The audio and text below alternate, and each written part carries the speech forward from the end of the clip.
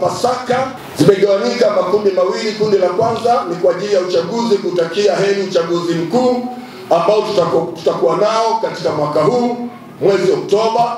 Niwaombe wa Tanzania wote tujiandae kwa jambo hili ambalo ni haki ya kikatiba kuweza kuwachagua viongozi tunaowataka. Kwa hiyo Mungu awabariki wa Tanzania katika uchaguzi huu. Tungehitaji taifa letu libaki na haki na amani. Libaki kwenye haki na amani. Bwana Yesu asifiwe sana. Kwa nini tunahitaji haki na amani?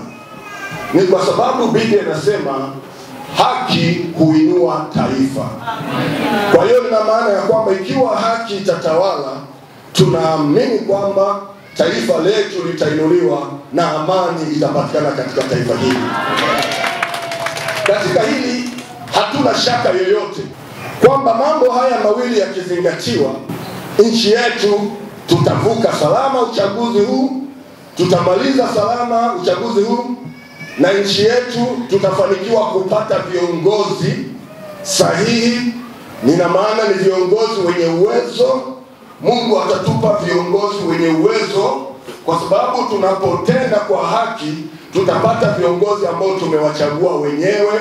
Kwa hiyo tutachagua watu wenye uwezo. Mungu atatusaidia kupata viongozi wenye uwezo na uzalendo, ili walitumikie taifa letu na kuwatumikia Watanzania wote kwa pamoja. Kwa hiyo sote tukipata uelewa juu ya jambo hili la haki na amani, hatuna shaka kabisa ya kwamba nchi itakuwa salama. Na ndiyo maombi yetu, Mungu atusaidie nchi ibaki salama. Lakini jambo la pili ambalo ningependa kutoa salamu zangu za Pasaka ni juu ya malezi na makuzi ya familia zetu. Ninaomba nitoe salamu hizi kwa familia zetu, niziombe familia ziepuke migogoro. Familia nyingi zimeingia kwenye migogoro, wanafamilia wameuana, wanafamilia wameshindana, na tungeomba familia zirudi katika malezi na makuzi ambayo ni maadili yetu wa Tanzania. Na jambo mojawapo ambalo limechangia migogoro katika familia ni matumizi ya simu. Ninaomba wanafamilia tuangalie sana matumizi ya simu, kwa sababu matumizi ya simu yamekuwa chanzo cha migogoro katika familia. Familia nyingi zimeingia katika mgogoro na hata kuweza kufanyiana mabaya kwa sababu ya kukosa matumizi mazuri ya simu. Kwa hiyo niwaombe wanafamilia tuangalie matumizi ya simu, kwa sababu yamekuwa chanzo cha migogoro. Unakuta mume na mke hawaaminiani sana kwa habari ya simu.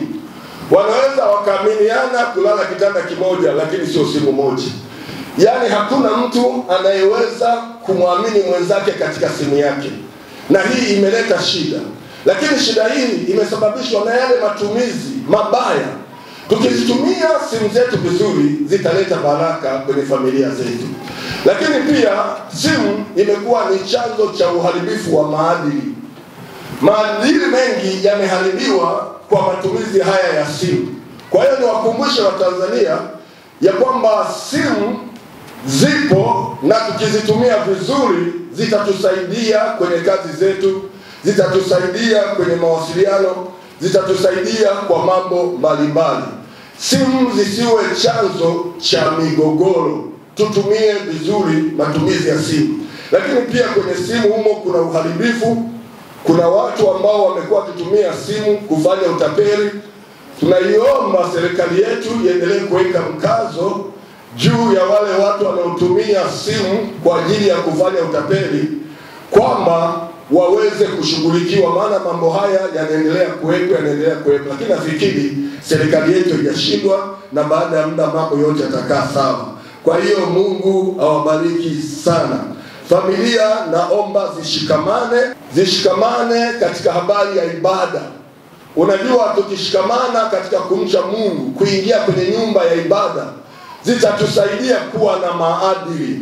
Familia wanaoabudu kwa pamoja wataishi kwa pamoja. Lakini kama hatutazingatia ibada, basi kuna uharibifu mwingi ambao unaendelea kutokea katika siku hizo nazo leo. Naomba niseme hizi ni salamu zangu za Pasaka na ni ujumbe wetu kwa pamoja wa Pasaka, kuitakia nchi yetu amani na uchaguzi mwema, lakini na kuzitakia familia zetu amani. Tuache migogoro. Mungu awabariki. Nawatakia Watanzania wote tusherehekee Pasaka kwa amani. Kwa jina naitwa Leticia Emmanuel, ni mshirika wa kanisa la IAGT International kambi ya Waibrania Shinyanga. Mmomonyoko wa maadili, mchungaji amezungumzia kwamba ni migogoro mingi inatokea kwa sababu ya simu. Simu imekuwa ni chanzo cha tatizo kwa wanandoa. Hivyo mchungaji amesihi taifa na waumini watumie simu zao kwa uaminifu na simu zisiwe chanzo cha migogoro. Watanzania na waumini wenzangu, ninawaambia kwamba watumie matumizi mazuri ya simu na wasisababishe shida kwenye familia, na simu isiwe chanzo cha migogoro na wala mmomonyoko ya maadili kwa watoto, na tulinde watoto wetu, tuwafundishe kuwa simu isiwe sababu ya kuleta shida kwenye taifa letu la Tanzania. Hivyo ninawasihi wa Tanzania watumie simu zao kwa maadili ili waweze kujenga taifa na familia kwa ujumla. Majina yangu ninaitwa Shemasi Elia Bundala Izengo. Niko hapa kanisa la International Evangelical Assemblies of God Tanzania, linaloongozwa na mchungaji na askofu mkuu wa makanisa haya International, Pastor David Elias Mabushi. Kiukweli baba amezungumza ujumbe mahususi na muhimu sana kwa taifa letu la Tanzania, kwani Watanzania tunatambua kwamba kila baada ya miaka 5 huwa tunakwenda kwenye uchaguzi mkuu. Na kwa sababu hiyo basi lazima tufahamu kwamba tunapaswa kujiweka tayari kwa maana ya kwenda kutimiza haki yetu ya msingi ya kuwapata viongozi sahihi ambao watakuwa wameandaliwa kwa ajili ya kuitumikia tena taifa letu kwa miaka 4-5. Zaidi sana kama alivyozungumza baba askofu, amani ni kitu muhimu sana. Kwani tunaona hata kwa mataifa yanayotuzunguka ambayo yamepoteza neno amani, vile ambavyo kumekuwa ni shida, utulivu umekosekana na kumekuwa na shida nyingi ambazo zimepelekea watu kuwa wakimbizi kutoka kwenye mataifa yao.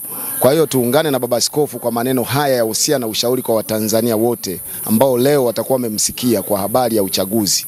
Tunawaomba sana kwamba tuilinde amani tulionayo, amani ambayo tuliasisiwa na watangulizi wa taifa hili, baba yetu, mzee wetu aliyetangulia Mwalimu Julius Kambarage Nyerere. Tunajua amani ni maisha wa Tanzania. Tunaamini Watanzania watakuwa wamepokea ujumbe huu, watakuwa wamemuelewa vizuri baba askofu David Mabushi. Ili naweza nikasema kwamba nchi yetu tangu ilipoingia kwenye mfumo wa vyama vingi mwaka 1993, tunatambua tunavyo vyama vingi vya siasa, lakini tunapokwenda kwenye wakati wa uchaguzi ni vyema tukatambua kwamba kila mtu au kila Mtanzania anayo haki ya kufanya maamuzi ya kupiga kula kupitia chama ambacho yeye anakiona ndio taswira, ndio dira ya kuendelea kuienzi amani yetu, lakini pia kuwapeleka Watanzania kwenye maendeleo ya kweli.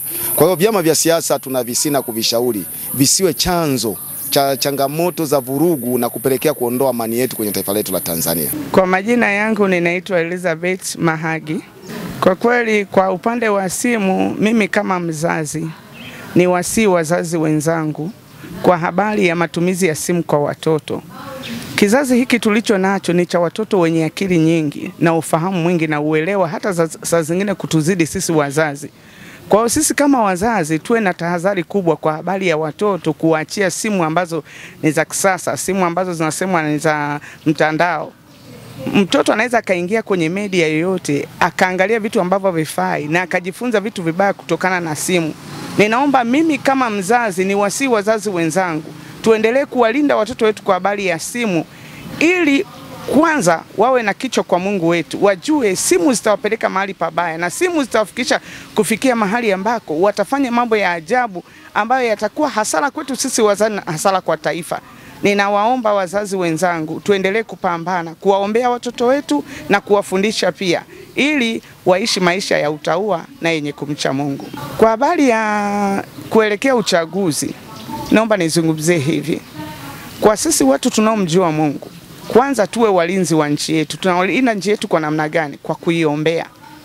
Tunapoiombea nchi yetu, maana yake tunamsihi Mungu ili aendelee kutufanya kuwa wachaji wa Mungu na wasikivu, iwe kwa viongozi wa nchi yetu wanapotusisitiza kwa habari ya amani. Tuilinde nchi yetu, tuilinde amani yetu, maana tukiipoteza hakuna atakayeweza kuturudishia. Ninawasihi sana Watanzania kwenye habari ya kuelekea uchaguzi, tuilinde nchi yetu kwa kwanza tujitambue, pili tujali, tuangalie mifano ya nchi za jirani, wanaishi kwa kukimbia, kwa kuteseka, hawana furaha, hawezi kufanya maendeleo, hawezi kufanya chochote kwa sababu wanakimbia kwa habari ya vita. Yaani tuitunze nchi yetu kwa kuiombea na kujitambua, tusishawishike na jambo lolote kutupelekea kukosesha amani nchi yetu. Tumuombe Mungu aendelee kuilinda nchi yetu na kuilinda amani yetu tuliopewa na Mungu. Kwa majina yangu naitwa Emmanuel Charles Mayoge, ni mshirika wa International Church kambi ya Waebrania Shinyanga mjini. Namshukuru Mungu kwa ujumbe aliyekuwa mchungaji kwa ajili ya amani ya nchi yetu ya Tanzania. Amani ni tunu ya taifa. Tunamshukuru Mungu kwa maono ya pastor kwa ajili ya amani ya nchi tunapoelekea uchaguzi mkuu wa 2025. Bila amani uchaguzi huwezi kuwa huru na haki. Amani ni kipaumbele cha nchi kwanza. Amani ni kila kitu katika nchi. Ikiwa na amani uchaguzi unakuwa na haki zaidi. Kuelekea uchaguzi mkuu kwa Watanzania, tuzingatie amani yetu kama tunu ya nchi. Kila Mtanzania azingatie amani ya nchi ndio tunu ya taifa letu.